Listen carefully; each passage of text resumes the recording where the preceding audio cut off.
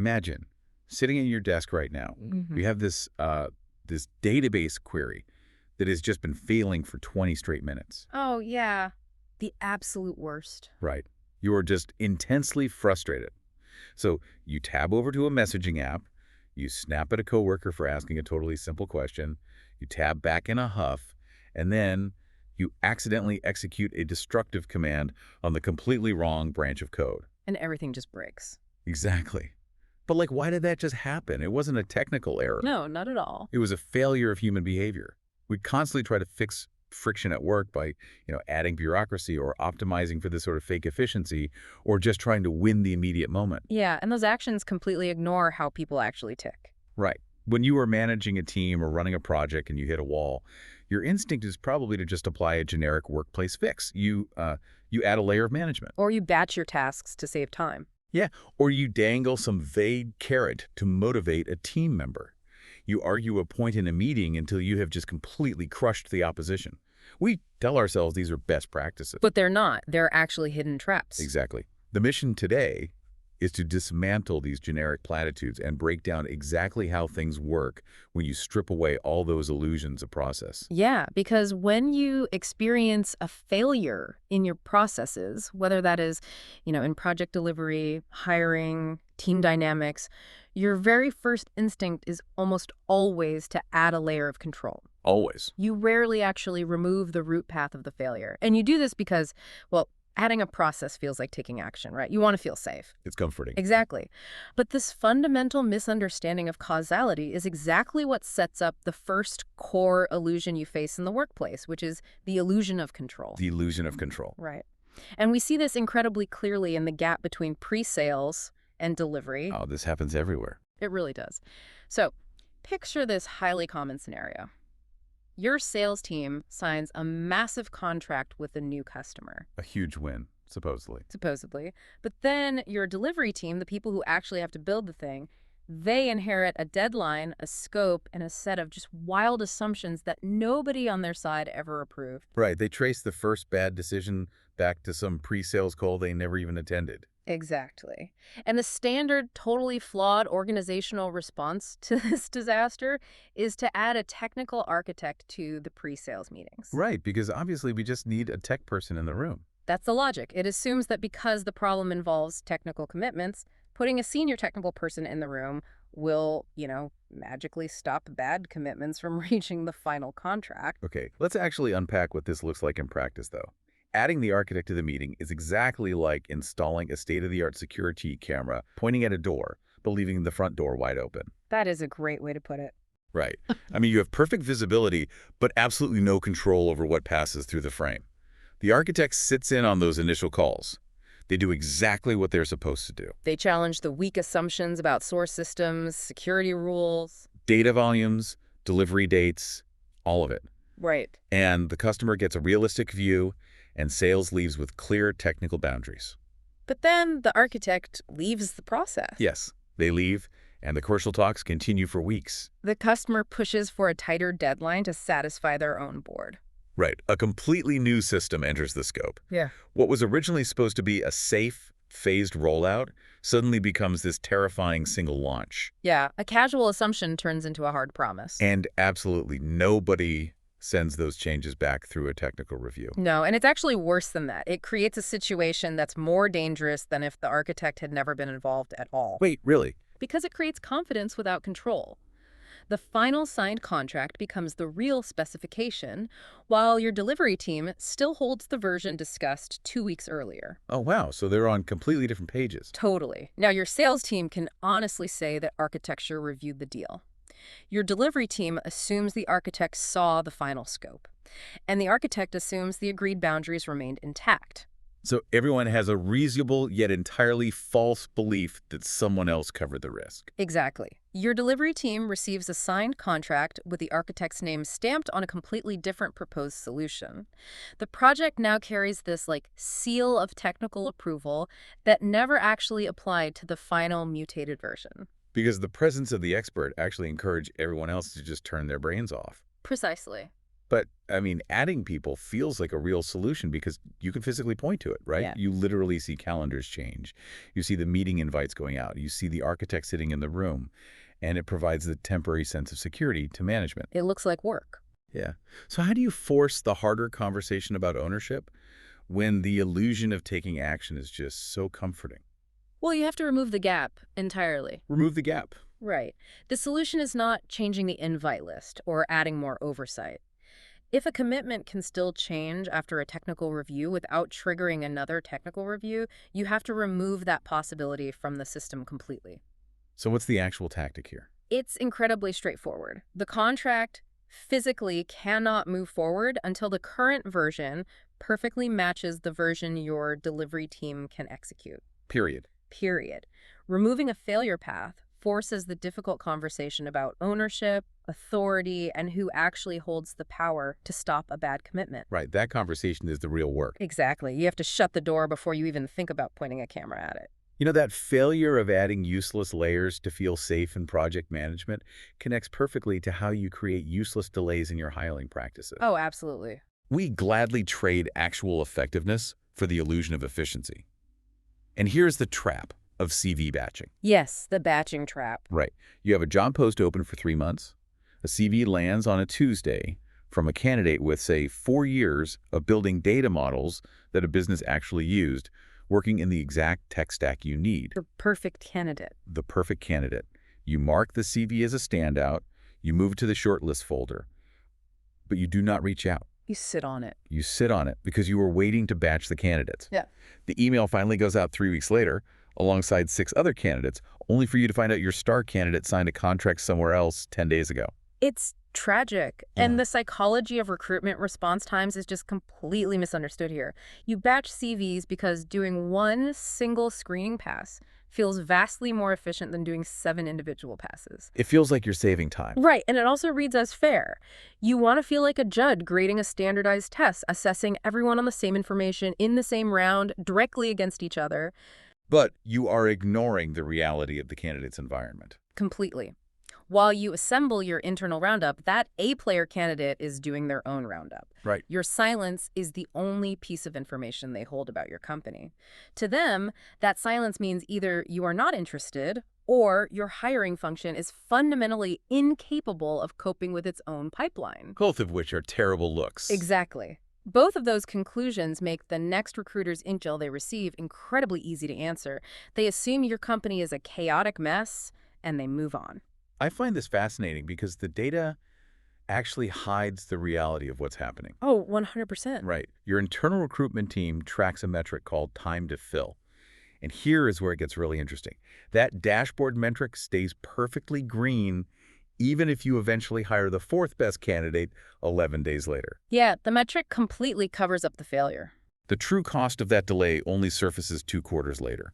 The seat technically got filled, yes, but the person sitting in it requires 6 months of intense review time before anyone trusts them with the financial model the company runs on. And then they make a mistake on the revenue forecast. The board panics, and you are left dealing with a massive crisis. The efficiency of batching CVs is a total illusion that lost you the exact candidate you needed to execute the work, all because an internal process prioritized HR's comfort over speed. So how do we actually fix this on the ground? Right. What's the operational move? It requires a total shift in how you categorize candidate data. You must treat inbound CVs exactly like inbound sales leads. Wow, I like that. A sales team tracks response time rigorously, and someone answers for it every single week. A hot lead does not sit in an inbox for 3 weeks. Never. Recruitment must operate with that exact same urgency. When a CV clears your bar, it must move that very same day. Reply the exact same afternoon that an A-player's CV lands. Just get right back to them. Yes. You tell them you have read it, you want to talk, and you tell them exactly how your recruitment process runs. If it is a 6-week process, because your panel includes 2 executives who are notoriously hard to schedule, you outline that exact timeline on day 1. You give them the specific date they will hear from you next. Exactly. They now know you value their application. An A-player is vastly more likely to sit through a 6-week process when somebody tells them the realities of that timeline up front. Because transparency builds trust. Yes, and trust keeps them from returning the other recruiter's call. But Getting them in the door is really only half the battle. Because once they are sitting at their desk, we trigger a whole new behavioral trap trying to get them to actually do the work. We really do. Once you secure that A player, how do you get them to take on tasks outside their literal job description? Right, and here we fall right into the illusion of motivation. Let us say you are a manager and you need an internal training program rolled out next quarter. Okay. None of the content exists. It sits on nobody's official objectives. The two modules that matter most can only be written by someone with deep experience in the subject. So you approach the absolute strongest engineer on your team. The A player you just hired. Exactly. You ask them to write the modules, and because you feel incredibly awkward asking for extra work without extra budget, you immediately attach a vague transactional reward. Oh. You say, this will look great on your next performance review. Yep, the classic line. Right. The engineer smiles, says they will take a look, and 3 weeks later, absolutely nothing has been done. You have to look at why this specific approach shatters human psychology. Break it down for us. You attach the reward because asking without one meant you were standing there with nothing to trade, no formal authority to insist, and facing an employee fully within their rights to simply say no. It felt vulnerable. It did. But a request wrapped in a reward, especially a reward you do not actually control, fundamentally rewires the team dynamic. You teach everyone around you to weigh the work strictly by what they personally get out of it. You have established a transactional marketplace. Exactly. From that point onward, you need a reward in hand every single time you ask for anything outside someone's strict responsibilities. The health of the project stops being the reason the work gets done. The reason becomes the payout. That sounds exactly like asking a friend to help you move, but instead of just offering pizza and relying on your friendship, you offer them $20. Yes. Suddenly, it is not a favor between friends, it is a terrible paying job. The dynamic is totally ruined. It's completely destroyed. The next time you ask for a favor at work, the employee demands a price, quote. When you ask someone to sit and mentor a new analyst for a week, before you even finish explaining the need, a hand goes up to ask whether mentoring counts toward their annual bonus. Right, they want to know the return on investment. So what does this actually mean for delegating without being a dictator? If you cannot use transactional rewards, and you cannot just bark orders because that trains people to wait for commands, how do you actually move the work forward? It relies entirely on reciprocity and shared culture. Reciprocity. You must ask based purely on the team's need. You run the scenario again, but you strip out the review line completely. You state plainly that the program has to ship in November, the 2 modules need an experienced author, and she is the only one with that specific expertise. Just lay out the reality. Right. You say directly that this task will not move a promotion or secure a raise, because the reality of corporate life is that you do not get rewarded for every single task you do. That's just the truth. It is. Then you leave the no free. You make it safe for them to decline. Everything outside the job description moves because people turn up for each other. That is what a functional team culture runs on. Yeah, when that same engineer is stuck on an incremental load that keeps failing weeks later, someone from another project will sit with her for an afternoon until it runs. Not because they're getting a bonus. But because somebody did the same for them months prior. You have to appeal to the shared mission, not the individual wallet. But if you are dealing with a new joiner or someone in an entirely different department where you do not have that shared history to draw on yet, you have to adjust. Right. How do you handle that? You ask on size, you limit the request strictly. So you don't offer a vague payoff, you offer rigid boundaries. Exactly. You say, I need 2 hours on Thursday to review these 4 slides, and absolutely nothing past that. So you are stripping away the illusion of a grand motivation and relying on clear, safe boundaries to secure the collaboration. They can say yes because they know exactly when the pain ends. I love that. But that mercenary transactional attitude doesn't just ruin delegation. It actively destroys collaboration when things get tense. Oh, it really does. Which brings us to the danger of the scoreboard. Yes. You see this vividly when a technical lead joins a release review to stop a deployment he believes is highly unsafe. Okay, set the scene for us. So another colleague wants to ship it. The technical lead comes prepared. He pulls up the production logs, he shows the failure rates, he brings hard numbers from the previous incident, and he walks the room through exactly what catastrophic failure will happen again. He's got all the receipts. All of them. The room agrees. The release is delayed. He was entirely right. Mission accomplished. You'd think so. But then he He keeps talking. Oh, no. His colleague tries to defend the original decision, maybe just to save face. Then technical lead corrects him. Another objection is raised. He dismantles that one too. Just going down list. He systematically destroys every defense until there is nothing left to argue. The colleague is humiliated. The technical lead wins the room completely. Wait, I have to push back here for a second. If you know your evidence is stronger, letting a wrong statement go unanswered feels like accepting it. It does feel that way. Right. You are sitting there with the data. If you let the other person spin a false narrative about why they wanted to ship, you feel like you were endorsing a lie. So how do you quiet that ego-driven need to correct the record when, objectively, that you are right? You have to look at the psychological aftermath of what just happened. A fallout. Exactly. A few weeks later, those same two people have to work together on another release. The informal calls have completely disappeared. Information that previously arrived early now only arrives through formal tickets and scheduled meetings. Right. It gets incredibly bureaucratic. Questions receive exactly the literal answer asked for and absolutely nothing more.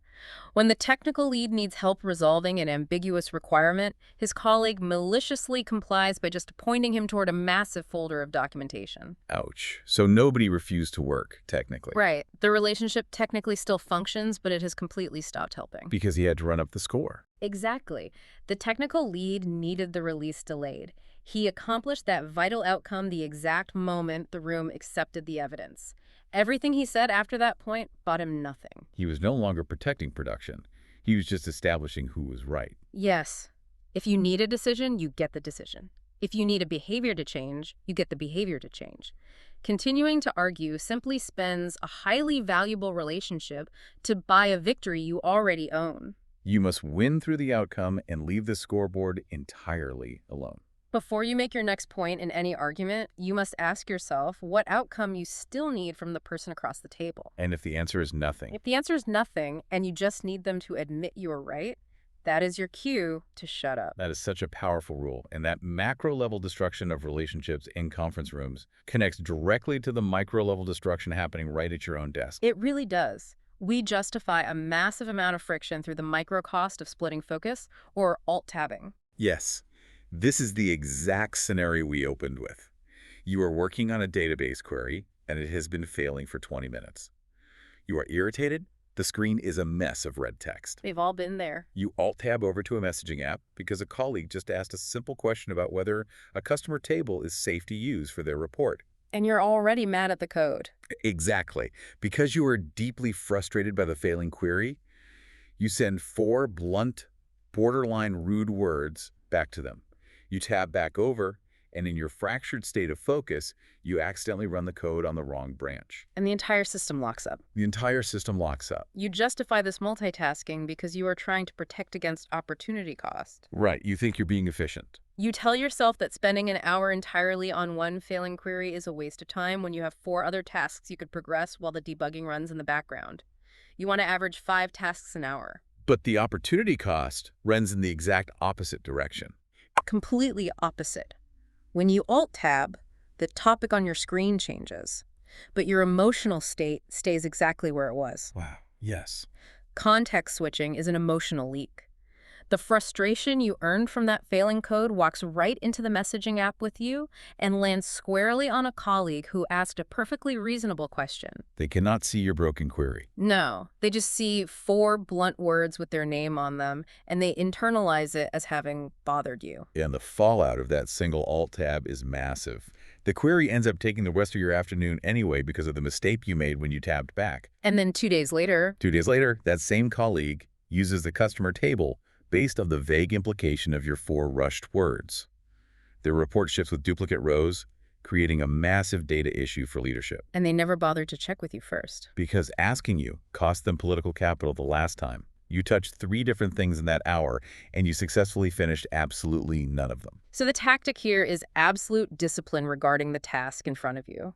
Just complete focus. You must stay on it until it is done. Done means the query returns the right number and the message answers the actual question the person asked instead of the one you merely skimmed. That makes total sense. A colleague standing at your desk or messaging you for help is not a browser tab you can leave open and return to later. That conversation is the current task. You treat the human being as the primary objective. You get them what they need, finish the interaction completely, and only then go back to the code. The metric of completing 5 things an hour was never real. It only counted the things you started. That is a brutal realization. An hour spent entirely on one task costs you the other 4 tasks for exactly 1 hour. But an hour fractured across 5 tags costs you the entire afternoon, the code rerun, and the colleague who stops asking you for help. That really brings it all together. True operational success. Whether you are managing technical contracts, hiring new talent, delegating extra work, navigating a heated argument, or just writing code at your desk. It's never about layering on new processes just to look busy. Now, it is about stripping away the illusions. You have to own the actual failure, remove the physical gaps in your workflow, and ruthlessly prioritize the ultimate outcome over the optics of being right or appearing efficient. Consider the most complex, frustrating system in your own work right now. Are you trying to fix it by adding another architect to the room? Or are you brave enough to remove the gap? What if the biggest barrier to your team's success today is actually your own need to prove that you are being productive?